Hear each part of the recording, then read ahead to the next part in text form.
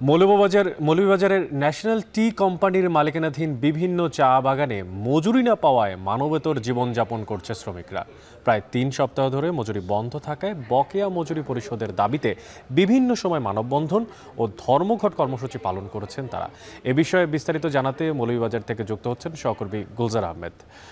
গুলজার, শ্রমিকদের মজুরি পরিশোধ না করার কারণ কি, আর সংকট সমাধানে এখন পর্যন্ত কোনো ব্যবস্থা নেওয়া হয়েছে কিনা জানাবেন। আচ্ছা দেখুন, আসলে বাংলাদেশের যে ন্যাশনাল টি কোম্পানি লিমিটেড রয়েছে তাদের নিয়ন্ত্রণাধীন প্রায় 12টি চা বাগান রয়েছে। তার মধ্যে মৌলভীবাজারে হচ্ছে 7টি, হবিগঞ্জে 4টি এবং সিলেটে রয়েছে 1টি। এই 12টি বাগানের অর্থনৈতিক সংকট প্রকট আকারে কিন্তু দাঁড়িয়েছে। এর উদাহরণ হিসেবে সর্বশেষ যে 21 দিন হলো, এই 21 দিন থেকে 12টি বাগানের প্রায় 12,000 শ্রমিক, তার পাশাপাশি তাদের পরিবারের সদস্য মিলে 50,000 মানুষ কিন্তু আর্থিক সংকটে ভুগছেন। বিগত সময়গুলোতে 3 সপ্তাহ ধরে তাদের যে বেতন বা সুবিধাগুলো ছিল সেগুলো দাবি দেওয়া আদায় করতে গিয়ে তারা মানববন্ধন করেছেন। কখনো কোনো বাগানে নির্দিষ্ট সময়ে 1 ঘন্টা 2 ঘন্টা করে তারা কর্মবিরতি পালন করেছেন, কিন্তু এখন পর্যন্ত তাদের বেতন ভাতা সেটি চালু হয়নি।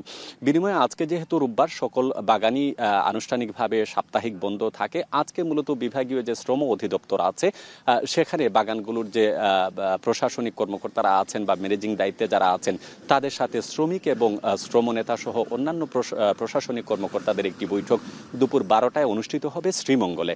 এবং এই বৈঠক থেকে আসলে কোনো সমাধান আসে কিনা সেটি হয়তো বা পরবর্তীতে জানানো যাবে। কিন্তু বাস্তবিক অর্থে যেটি হচ্ছে যে অর্থ সংকটে চা বাগান ন্যাশনাল টি কোম্পানি যেটি আছে এটি প্রতিনিয়ত আসলে লোকসানের মুখে রয়েছে।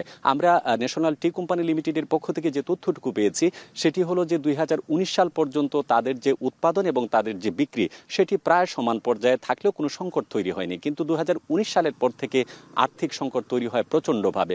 এখন পর্যন্ত এই টি কোম্পানির যে 12টি বাগান রয়েছে তার বিপরীতে প্রায় 380 কোটি টাকার মতো তাদের ব্যাংক ঋণ রয়েছে। এবং কখনোই এই ব্যাংক ঋণের যে প্রদেয় যে টাকা তারা দিতে পারেননি, কারণ প্রতি বছর 36 থেকে 40 কোটি টাকার মতো তাদের লোকসান। এবং কর্তৃপক্ষ বলছে এই মুহূর্তে প্রায় গত 5 বছরে তারা 215 কোটি টাকার মতো তারা লোকসান গুনেছেন।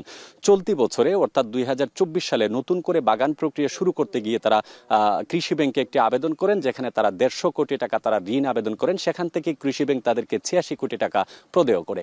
এই 86 কোটি টাকা থেকে আগস্ট পর্যন্ত প্রায় 80 কোটি টাকা তারা খরচ করেছেন। বিনিময়ে তারা পেয়েছেন মাত্র 36 কোটি টাকা, অর্থাৎ এখানেও প্রায় 50 কোটি টাকার ঘাটতি রয়েছে।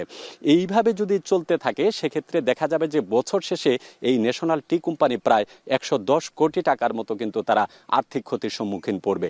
এর কারণ হিসেবে শ্রমিক যারা আছেন বা চা উৎপাদনের সাথে যারা আছেন তারা নানান অব্যবস্থাপনার কথা বলছেন, যার কারণে এই আর্থিক সংকটটা তৈরি হয়েছে। তো যেহেতু আমরা রয়েছি মৌলভীবাজারে, পরবর্তী তাদের যে আনুষ্ঠানিক বৈঠক আছে সেটি শেষ হলে এ ব্যাপারে আরো নতুন তথ্য দেওয়া সম্ভব হবে। অনেক মৌলভীবাজার থেকে যুক্ত ছিলেন সহকর্মী গুলজার আহমেদ, জানাচ্ছিলেন সেখানকার চা শ্রমিকদের করা ধর্মঘটের সবশেষ।